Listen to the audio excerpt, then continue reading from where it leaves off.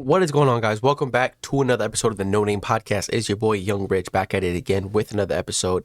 And first and foremost, obviously, I got to start out with I appreciate everyone who's been showing me support so far through this part of my, podcasting journey, and I just want to appreciate all the love I get and been getting lately. Currently close to 250 subscribers, which is, again, a great thing to see, because definitely not a number I wasn't even guaranteed or sure I was going to hit, but it's great to see that, consistently starting to get more views on my videos and getting more subscribers each and every week. So again, I just want to appreciate everyone for watching and for liking and for just supporting my channel grow from this point on. But with that being said, let's get straight to the first thing we're going to talk about today. And obviously, listen, Super Bowl Sunday coming up. Obviously, Kansas City versus San Francisco. Over 23% of the population is actually going to be betting on the Super Bowl this past Sunday. And I believe the number was over $21 billion was put in play for Super Bowl Sunday, which is, just crazy to see how much sports gambling has really, grown over the past few years. And now it is just everywhere. Every podcast, everybody who you see posting about Prize Picks and Underdog and all these other things. I mean, gambling is just the way of money nowadays. That's what you see a lot of these sports influencers, podcasters, and people like that get sponsored by. Everyone's getting sponsored by Caesars Books and MGM and all these other places. Obviously, I'm not in a legal gambling state, so I won't be getting any of those, but I do have access to Prize Picks and to Underdog. But play of the Super Bowl Sunday, you know what I'm saying? Player props are a difficult situation for me. I mean, right now, looking at what I see, there's very few props that I really, really like and would really take. The two player props I really love and I really feel comfortable taking is going to be Brock Purdy over pass attempts. It's sitting at, I believe, 30.5. And again, he's been hitting this number recently. He didn't hit it against Green Bay because we seen what they were able to do running the ball in that late fourth quarter. But again, I just think Brock Purdy is going to be forced to throw the ball. Do I think he's going to successfully throw the ball? That's the question mark of the whole game. But I do think it's going to get to a point where you're going to have to challenge this Kansas City defense. And I mean, listen, we thought Kansas City was going to be exposed by the run. And against Buffalo definitely ran the ball well, but they didn't get exposed. They didn't, lose the game. They did a great job maintaining Josh Allen and James Cook. And so, they did a great job there. And then we seen them play the Ravens. Yes, we would have liked to see the Ravens try to run the ball more. But I mean, for the most part, after the first quarter, they forced Baltimore to go away from it, playing a different style of ball, playing from behind, So again, I do think this Kansas City defense has shown up every time you ask them to do that. So I feel comfortable saying we are going to stop Christian McCaffrey and we're going to force Brock Purdy to throw the ball. So I'm really liking that 30.5 over passing attempts and then Isaiah Pacheco over 16.5 rushing attempts. I think this is a great line. He's hit 4 out of the last 5 games. The only game he didn't hit was against Miami. And I just love this line for the fact that when Mahomes is playing ahead and the way they've been emphasizing to run the ball with their struggles with their receiving core this year, I mean, most drops in the league at one point, and they have definitely emphasized running the ball with Isaiah Pacheco. And I do think, again, this San Francisco secondary, interior 7, front 4, whatever you want to call it, but they've been getting gashed by these previous teams. The Lions, you've seen David Montgomery have early success. Aaron Jones, you've seen him go for 100 yards. Jahmyr Gibbs had his success. I mean, Jameson Williams, again, another guy who had a 40-yard touchdown running the ball in a little jet sweep. I mean, this team has been getting gashed on the run early this entire playoff run, and I think when you give Mahomes that ability to run the ball early like that and establish the run early, he's going to rack up 10, 11 carries in the first half, and then from there it's just going to be, he's just going to get his normal touches, and I think it's a great line sitting at 16.5. If I had to pick one line that was my favorite, it's got to be Isaiah Pacheco over 16.5. I mean, everything is just leading up to exactly what you want to see.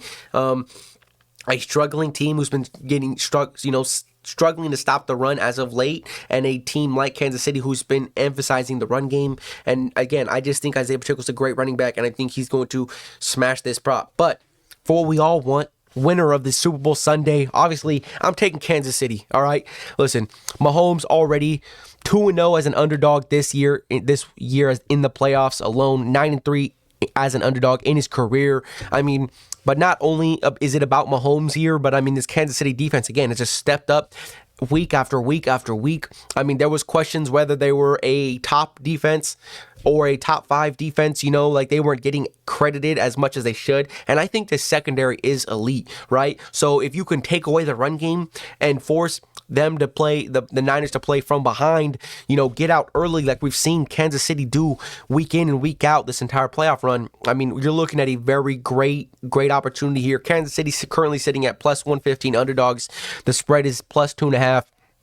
And then again, Kyle Shanahan 1-38 when trailing 7+ points in the fourth quarter. And the only thing Kansas City has done this entire playoff run is take these big leads, not even big leads, but take these leads in the first quarter, 10-point lead, 17-point lead, and just grind it out. They, against Baltimore, they didn't even score in the second half, but they just controlled the ball, they ran the ball, and they kept Baltimore playing from behind and have to play uncomfortable. So again, I think you're going to see a very similar situation to this. And again, I do think Mahomes, as his ability, as talented as he is, his ability to avoid the rush and make uncoordinated plays off script with his feet is just what's going to be the difference for this offense here, And when you're trying to guard Travis Kelce, who doesn't run conventional routes, you know what I'm saying? His thing is all about finding space and just getting open, and him and Patrick Mahomes are always on the same page. So again, I'm really liking where they're sitting at right now. I mean, this is a ton of value for a team that I just don't believe is going to be losing this weekend. So smash it if you want, smash it if you don't. Those are the 3 plays for Super Bowl Sunday. And this leads straight into my next point of topic. Should the Chiefs be underdogs? Do the San Francisco 49ers deserve to be favorites for the Super Bowl? And I do not think so. Listen, if you look at the San Francisco 49ers last 2 weeks, they have not played the greatest of football. Yes, they made the comeback against the Detroit Lions. Yes, Brock Purdy made some great plays against the Detroit Lions, one of the worst teams to the pass in the NFL, right? Like they spent a lot of picks and free agency pickups to very emphasize stopping the run and having a great pass rush. And that secondary is definitely their weakest point. I mean, it's very Philadelphia Eagles-like, you invest in being able to stop the run, you invest in being able to get after the quarterback with the likes of Aiden Hutchinson, right? And you tried to add pieces in that secondary in someone like Brian Branch, who's been great all year long for a rookie, but he plays inside. And there's not many other people out there and for to guard that San Francisco team. And when you look at how they, that defense was supposed to be the strong suit of that team, and they have just been getting gashed week in and week out this entire playoff run. So there definitely is some worries about that situation. But I mean, listen, like I already said before, Mahomes as an underdog has already proven why you can't put him as an underdog. It's just extra fuel to the fire, and these guys come out motivated, and they just have been playing straight bully ball, something that we have not seen from this Kansas City Chiefs team in a very long time, right? And then when you add a top 5, top 3 defense, or even top defense in the league, however you want to rank them, I mean, it's debatable at that point, but when you put in a top defense like that around Patrick Mahomes, it just makes it very difficult to stop these guys. I mean, and then you have Isaiah Pacheco, who's a great running back, right? You have Travis Kelce, who's one of the greatest tight ends ever, right? Rashid Rice, who's been showing up lately, right? There's just so many opportunities for this Kansas City team to make plays, and just the way they've been playing these last couple weeks has just been, it's obviously they've been there before. They've already won Super Bowls, multiple Super Bowls, but they just look like that Super Bowl team. They do it in a scrappy way. They dominate the line of scrimmage. They play bully ball, and I have not seen that from the San Francisco 49ers this entire playoff run, And then even the Green Bay Packers. The Green Bay Packers, sure, they look great against Dallas, but what did we expect from Dak Prescott and Dallas? Are we really surprised that Green Bay went out there and gashed them and had all those opportunities to score? No, we're not, because it's the Dallas Cowboys at the end of the day, right? But Green Bay had questions about their defense, whether they're going to be able to do this and do that. And for the most part, they did great, but it's not like Brock Purdy was out there torching a great defense. You know what I'm saying? You're running the ball. Christian McCaffrey, not against a great defense. That's one of the youngest teams in the NFL right now. And so I just think you had two favorable matchups that you should have won with ease, right? A little bit of ease, you should have dominated those games. You didn't. You came out with a win, so congrats to you. But again, I just think with what we've seen with Kansas City playing on the road this entire playoff run, I think they are deserving of that favorite. They are deserving of being the number one team to win the Super Bowl. They've proven it. They've done it. And again, with Kyle Shanahan's, history with trailing in the fourth quarter, like I've already stated, 1-38, right? And his only one win was 2 weeks ago against the Green Bay Packers. You know what I'm saying? So they have all the time in the world to bounce back. You have 2 weeks to prepare, right? It's coming up soon, obviously. I couldn't be more excited. But yes, Kansas City does deserve to be favored in the situation. And I think any smart person should know that. I honestly don't know who's really betting on the San Francisco 49ers like that, because I don't really see it as a good bet, but it is what it is.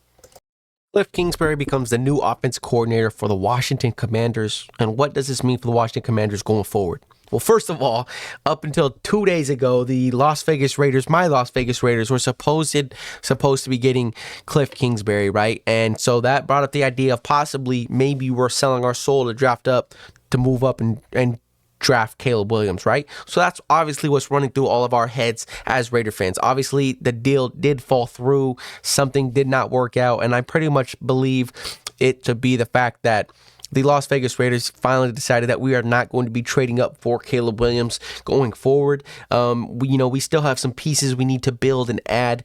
And again, if we can't get the best quarterback in this draft, I don't think we should be trading up for anybody else. So we will see what happens going forward. But obviously, Cliff Kingsbury becomes the Washington Commanders offensive coordinator as of 2 days ago. And what does this mean for the Washington Commanders? I mean, listen, the Commanders, that is exactly where Caleb Williams is from. Caleb Williams is a Washington boy. He was born and raised there. That's where he spent a lot of his time, right? And obviously, this does bring up the question if Caleb Williams will be selected by the Washington Commanders, and this means the Washington Commanders will have to trade up for the number one pick, and we could see a similar deal like we seen last year when the Panthers traded up for the number one overall pick, right? Obviously they are the number two pick to the number one pick, so maybe one person less, like not the DJ Moore included type trade, but we all know how talented Caleb Williams is, so this trade will be interesting to see if it goes forward or if they even decide to trade, right? Obviously, Cliff Kingsbury has expressed that he would like to coach, Caleb Williams going forward, and it would be a good fit, right?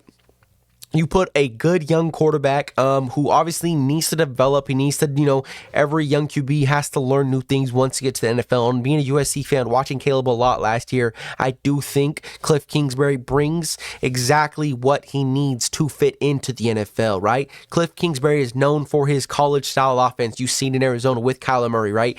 Kyler Murray is obviously not the best thrower, compared to Caleb Williams, right? You're bringing in a better, pure pocket passer, a more Patrick Mahomes style of play guy, but who wants to throw the ball, right? His last resort is to run. He uses his feet, yes, right? But he likes to extend plays so he can make a play with his arm. We've seen it all at USC. We've seen it the 2 years he was at USC in his Heisman year, right? Best quarterback in college, right? And I've seen this man do some remarkable things, and I just think him with Cliff Kingsbury is a great addition. I mean, listen, Cliff Kingsbury, with no Kyler Murray for the majority of that last season in 2022, had the number 19 ranked offense on the year. In 2021, they had the number 8 offense in the NFL. Were 11-6, missed the playoffs, but were 7-0 to start the year, right? And then again, it just went downhill from there with Kyler Murray and DeAndre Hopkins. 2020, the number 6 offense finished it with 8-8, right? So you did have some defensive struggles, right, which he just could not put together all at once. But now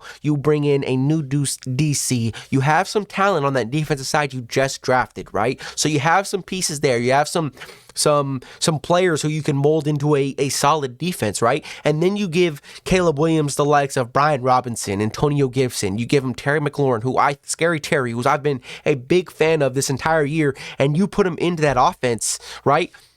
You put him into that offense with Scary Terry, who I think can be in top 5, top 8 receiver in the league at his peak if he has the quarterback around him. I mean, what Terry McLaurin has done with no quarterback play, basically, the entire consistent quarterback play his entire career is just remarkable, right? Then you have the likes of Jahan Dotson, another great young receiver who I think will strive in the offense. Cliff Kingsbury wants to run, and what Caleb Williams brings to the offense, right? And we've seen what Cliff Kingsbury has done. We've seen what he did with Patrick Mahomes and the success they had at Texas Tech. Yes, sure, they were all offense, but what they did on that offense side of the ball was just remarkable, right? Going toe-to-toe with all those big teams in the Big 12.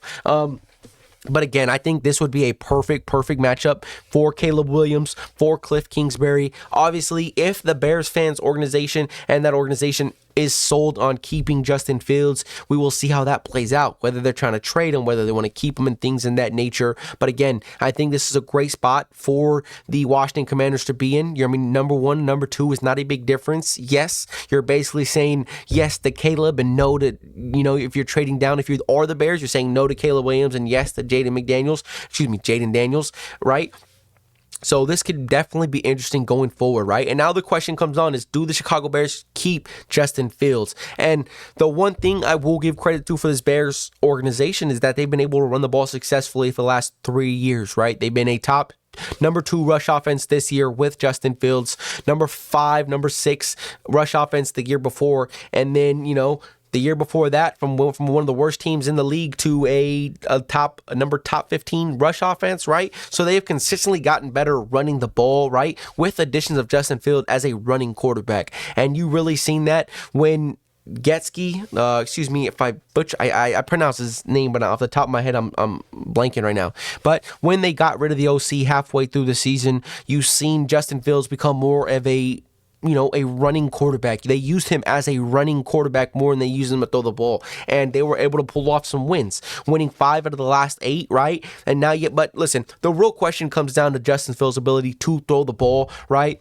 Early in the year, it did not look pretty. You've seen them try to make Justin Fields a pocket passer and develop as a passing quarterback, and it was just not successful. And as soon as they dropped their OC, they just simplified the offense. They allowed Justin Fields to be a running quarterback, right? But it comes to a point to when you play some teams, you're going to be forced to throw the ball. And yes, you can be as dominant as you want running the ball with your running backs, with your quarterback, but at some point in time, you're going to have to make some amount of throws, and we've seen it this year, right? We've seen it with the 3 double-digit losses that they had this year, the 2 one-score games that they lost this year. They could have easily made the playoffs if some of these games weren't blown, and they were able to consistently move the ball. And that's just what happens when I've watched Justin Fields this year. He has not played impressive football. He has struggled to throw the ball consistently throughout the year. And I mean, in the last 6 games, Justin Fields, 79.4 passer rating, 1,192 yards, 4 touchdowns, 3 interceptions, 77 carries for 390 rushing yards, 3 touchdowns, right? And again, this is not a sustainable offense for a quarterback, right? And the more you play like this, Lamar Jackson's learning, right? The more you play like this, the more toll it takes on your body, right? And for quarterbacks, if you want that longevity in your career, you're going to have to, be able to throw the ball. You want to be able to do both. And Justin Fields has not shown me that. When they have sat back and tried to let him throw the ball and just, make reads and go through his progressions and try to break down defenses, it does not look pretty. He has looked lost in a deer in headlights. He has just not been able to pick up the defense in the NFL, and I'm not sure if it has to do with the OC not playing to his strengths or, things like that nature, but I have not seen enough to where if I'm the Chicago Bears, there's no way I am missing out on a top 2 quarterback possibly this year for Justin Fields, right?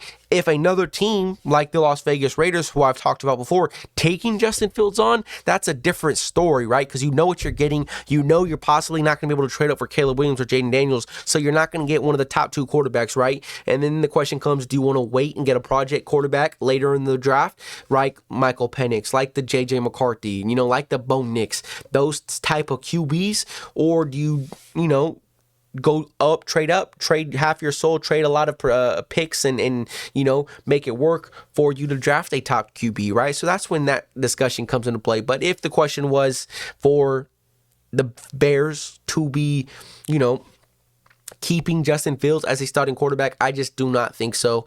I mean, I think he is going to be traded this offseason just with his inability to throw the ball. And I think if they do, if they trade down, right? They trade down with Washington, and then you end up taking someone like the likes of Marvin Harrison Jr., and you're giving Justin Fields another weapon. You're giving Justin Fields another chance to be successful, and then you still have DJ Moore, and then you still have the roll game, and then you have Cole Kmet. I mean, sure, go for it. But I mean, at the end of the day, if I was the Chicago Bears and I passed up on Jayden Daniels or Caleb Williams, I would truly regret it. The Raiders do not sign Cliff Kingsbury as the offense coordinator, as I recently discussed. But we did end up signing Luke Getsy, offense coordinator for the Chicago Bears for 2 years, right? And at first, my initial reaction was thinking about the Bears' lack of success and Justin Fields' struggles as a quarterback, right? Which I understand Justin Fields' inability to throw the ball consistently does hurt not only himself, but the offensive coordinator and the limited of plays you can really call, right? But one of the biggest things I really took from this pickup from Luke Getsy joining the offense, joining the Las Vegas Raiders as our offense coordinator, right, is the fact that his ability to run the ball successfully with that unit, right? And this was a team who you knew you couldn't trust Justin Fields to throw the ball 30 times a game, so you use his ability as a runner. You included him into the run game, right? I mean, Luke Getsy brought this offense from the number 15th ranked rushing offense the year before to the number 1 rush offense. I mean, you had Justin Fields run for 1,143 yards and 8 touchdowns. David Montgomery, 801 yards, right? And we've seen what he did in Detroit this year. Khalil Herbert, 731 yards, who had another great year this year, right?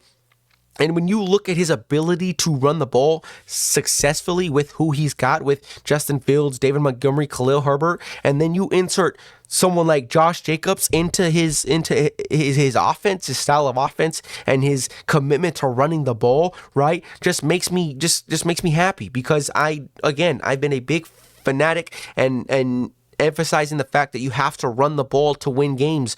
You don't have to be an air raid team. You don't have to have Patrick Mahomes on your offense to win games. You don't need to, you know what I'm saying? Running the ball is just as important to winning the game. And if you could run the ball against anybody, you're going to win a lot of football games, right? And what they were able to do with Justin Fields at the helm as their quarterback one was just, phenomenal on the offensive side of the ball, right?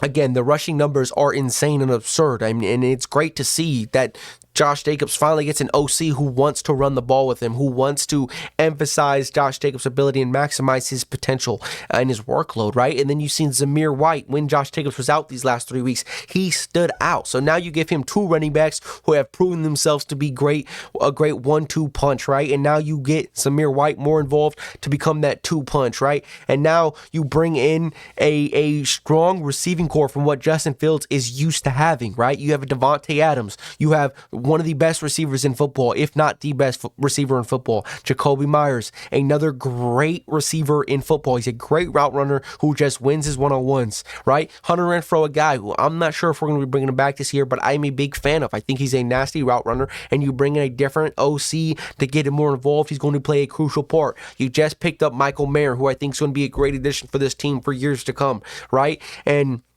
now you give them this weapons. You do have Colton Miller, right? You have a good offensive line. Maybe add another piece. Maybe come sign somebody during this free agency to add to that offensive line to give us another big body and another, elite, maybe a guard or maybe a center or whatever you want to do, right? But again, everything just lines up for Luke Getsy to come in here and just run the ball, which is exactly what we want to do. What does San Francisco do best? They run the ball. They run that West Coast style of offense, run the ball, play action, and just make everything else easier, right? And I think even if it's Aiden O'Connell back there running the offense, I still think he's in a great spot, because now we can emphasize running the ball a lot more successful than what we previously did. And then you add an addition of Zamir White, someone who you can now trust, right? Because Josh Jacobs was getting a lot of carries, a lot of touches, and he was in a lot of snaps last year. He rarely took a break because we weren't sure if we had a number 2 back. I wasn't sure if Zamir White was going to be that guy. Every time I seen Zamir White go out there, it did not look pretty. And then as soon as he got an opportunity full of touches, he took advantage of it and he showed us what he's capable of. And I think he's in a great spot for them. Again, a 1-2 punch. And then if we want to go out there and maybe sign a quarterback, maybe the likes of Kirk Cousins or someone in that nature who is a free agent this year. I mean, that's the biggest free agent on my mind, quarterback wise this year, right? Or maybe we trade for maybe not trade for Justin Fields, but because, obviously we don't think Luke Getsy wants to go right back in that Justin Fields situation, right? But someone in that nature, someone who we can take a chance on, maybe draft someone later in the draft, a project quarterback to work around. But again, I'm really liking this addition here because his emphasis is to run the ball. And I think, again, you look at all the top teams, most of the top teams, they run the ball. The Detroit Lions, they made it this far because they can run the ball on almost anybody. The San Francisco 49ers, they are successful because they can run the ball on anybody. The Kansas City Chiefs have been able to maintain this struggle on offense and lack of scoring that we're used to from this Kansas City team because they could run the ball. The Buffalo Bills, I mean, why did they go down to the missed field goal against Kansas City? Because they could run the ball. And so it's very important. And I think a lot of teams really try to neglect the run game and think if we can just, get a great quarterback, get some good receivers, good tight end, and start just throwing the ball everywhere across the field, we're going to be fine. But not everybody can do that. That's not everybody's style of play. You're not going to get a CJ Stroud every time you draft a quarterback and put him into an offense with some young receivers, right? Some of these QBs are rare, and we've been getting blessed with the quarterback play we've previously seen, but it's not always going to be like that, So, with that being said, all my Raider fans, let me know what y'all think about the Luke Getsy pickup. Obviously, I do think Cliff Kingsbury wouldn't have fit our style of offense. I think, it would have been a little bit of a struggle for Josh Jacobs to get into that type of offense.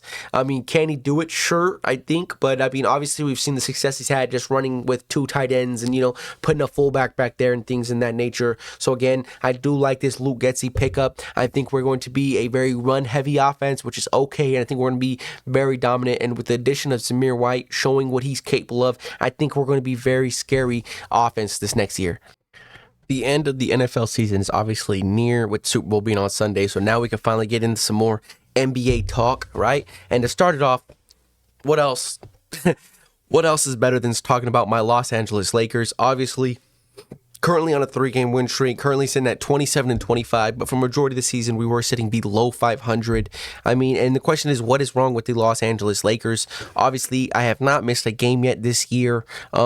Listen, we have the players to do it, but the real issue is that obviously, one, we shoot the least amount of 3-pointers attempted a game, right? Currently sitting about 16th as a team shooting from 3-point from the 36.7%. Obviously, so I would like to see us shoot more threes, obviously, but we do need to make them. And Bron, look at having himself a phenomenal and a very efficient season, 24, 7-7, 39% from three, which is an all-time career high for LeBron. And when you have LeBron playing this way, shooting this efficiently from three, right? And you have AD doing what he's doing. AD had, again, another 2-week stretch where he was just like the best player in basketball. But again, he's playing phenomenal. You have D'Lo, who's finally stepping up and has been very efficient. But my only concern with D'Lo and coming to the trade deadline tomorrow, I believe, or is it tomorrow or is it next Thursday? But the trade deadline coming up is the fact that we've seen this from D'Lo. We've seen D'Lo go through stretches where he looks like an elite player, an elite point guard who playmakes and who can shoot and just get buckets when asked, right? But then you see him go on this down stretch and then you see him underperform. And then when it matters most in the playoffs, he's not even in the rotation because he cannot score. So, you know what I'm saying? So, for me, I think you sell D'Lo high, right? I just think he's one of those players. He's always going to have that question mark whether he's going to perform well in the playoffs. And I know the regular season, he can go out there and have a certain time period where he's going to go out there and just dominate, right? We've seen it last year. We've seen it this year again. Shooting 41.6% from three again, but I do still think there is another position, another player we can bring in to help us get to where we got to go, right? Austin Reeves just had himself a 37-point game in Boston against the the best team in basketball, one of the best teams in basketball, with no LeBron, with no AD, and that dude was just out there getting buckets. I mean, he my favorite player on the team, obviously, right? And he went out there and did his damn thing. And he's been playing absolutely phenomenal. Obviously, I would like to see him be a little bit more efficient. From what I've seen, it really looks like he's playing the whistle. Obviously, last year, he was great at getting to the free throw line. But this year, he definitely looks like he's trying to bait that whistle, trying to get the ref to, call the foul, and he's trying to get himself to the free throw line to get some free points. When I just think you just gotta, play through it. Just don't play for the whistle. Let the whistle come, because obviously, 35% from three, 48.6% field goal percentage. Obviously, last year he was a 50, 40, 90 player, right, in that realm. Obviously, he didn't have a very high volume rate, so his volume of offense has definitely increased with the amount of shots he's put up. But I think he's played great. And then Vanderbilt, listen, our biggest issue right now is the fact that we just do not have a consistent lineup. And I've heard Darvin Ham say this before, is that we're just not healthy. We finally get Vando back. He just gets hurt yet again, right? We haven't had Cam Reddish, haven't had Gabe Vincent the entire year, right? Taurean Prince had some issues. Rui had some issues, right? So we are definitely a bit banged up. Again, like I said, currently on a 3-game win streak, and so we have been looking good. Currently 3-0 with Rui in the starting lineup, so that's something I definitely like to see. I definitely think Rui needs to get more involved. And again, another piece I really like is Max Christie. Max Christie has been doing a phenomenal job when he comes in there, when he has to go in there and play. I think he's a great defensive player. He could shoot the three. He can go out there and score. He's not scared to put it on the floor. Obviously, he has to understand. He understands where he's at and what team he's on and who he's playing around. So he's not, trying to be a ball dominant type player. He's definitely filling the role, playing defense, shooting when he's wide open, spotting up, and things in that nature. But one of my biggest things is I really think we need to get Christian Wood more involved, because I really like Christian Wood. I think he can go out there and get you buckets when you really need it, and he could shoot from three. He's not having himself the best statistical season from three this year. I think he's shooting at somewhere at 33% right now. But again, I do think that's another player who you can go out there just to get some more spacing. Someone who you have to respect his jumper, because he can knock him down when he's left wide open like that. This guy just came from, playing with Luka and averaging 18 points a game. You know what I'm saying? So he's more than capable of coming off the bench and go getting buckets. Obviously, playing with AD and, them playing basically the same position is kind of tough. And his ability, his deficiencies on defense is really what takes him out of the lineup when matters most. That's why you see Jackson Hayes get in there more than him. But listen, if you watch these games, if you watch the Los Angeles Lakers play, we really, it just, other than LeBron and AD, it just really looks like nobody else is really, you don't have like that third natural scorer. You don't have somebody else who's going to go out there and get you a bucket in the same fashion like AD and Bron. And one of the issues I have with D'Lo, because obviously D'Lo's been our third best scorer on this team, is that once D'Lo starts getting hot and starts getting in the motion of things, he just starts heat checking and taking these ill-advised shots and just putting up bad shots and then turning the ball over. I just watched a sequence against Golden State when we go into double overtime, and luckily we came out a win. But D'Lo comes out here, right? He's not making any shots in that whole little 2-minute stretch, goes down there, back to back turnovers, right? And then he goes down there and heat checks it from 30 feet and he makes it, thank God. But listen, it's just his mindset is that he's just he's a bucket getter, and I get it. That is how he plays. That is his role. But I just think we could definitely use another strong third option. I think Austin Reeves, being that fourth guy, is a really good spot for him. Who comes into that third spot and brings you, defense, but also shooting? I'm not sure. Obviously, we've heard the talks about, Zach LaVine and DeJounte Murray, and those guys, right? Do I think that solves all our issues? Not really, because, as we've seen before, DeJounte Murray has been struggling to be the number 2 scorer, play off the ball, do all these things, and play alongside Trey. And why would he go into a situation where he has to do the exact same thing? We've seen DeJounte Murray be the most successful when the ball is in his hands majority of the time, right? So that marks that out. That marks out Zach LaVine, who also has defensive struggles. And then I heard shout out Kenny Beecham, right? But he was talking about he wishes the Lakers would go after more role-oriented players, and I think that's a great spot to be in. That's a great area to be looking for players because, you have guys who can go out here and there was a list like, going after Brooklyn. You got Dorian Finney-Smith. You got Royce O'Neal. You got Bruce Brown. You have all these different role players who can come in, give you that 3-and-D, and just give you more spacing. Because I don't think we need technically another superstar to go out there and go get buckets alongside Bron and them. I think if we go get a couple shooters, whoever is in that trade discussion, I think that's really where we're going to be looking to. I mean, obviously, listen, it's easier said than done, just going out there and going get some shooters who could play defense, because at the end of the day, you do need someone who can go out there and just get a bucket when you need it. Someone like a D'Angelo Russell, someone like an Austin Reeves, who can go out there and get you a bucket when Bron and AD aren't on the floor, So definitely hope to see them active on the trade block at the trade deadline. Hopefully they get some pieces, added role players, some depth, maybe get off of Gabe Vincent because he was just not played for us all year. And even when he did, very inefficient from the field, could not get us a bucket if for anything, So the Lakers definitely got a lot of questions and holes to be filled if we want to be a quote-unquote contender this year.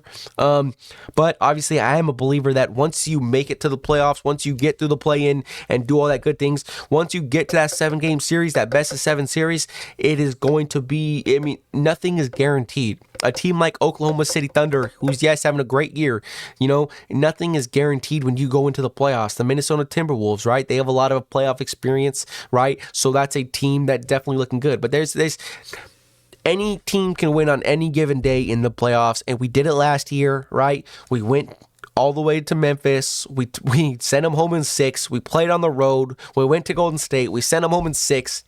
Unfortunately, we did get swept by the soon-to-be NBA champs, but it is what it is at the end of the day. Again, I am praying the Los Angeles Lakers are active because I do believe role players is where we should be looking.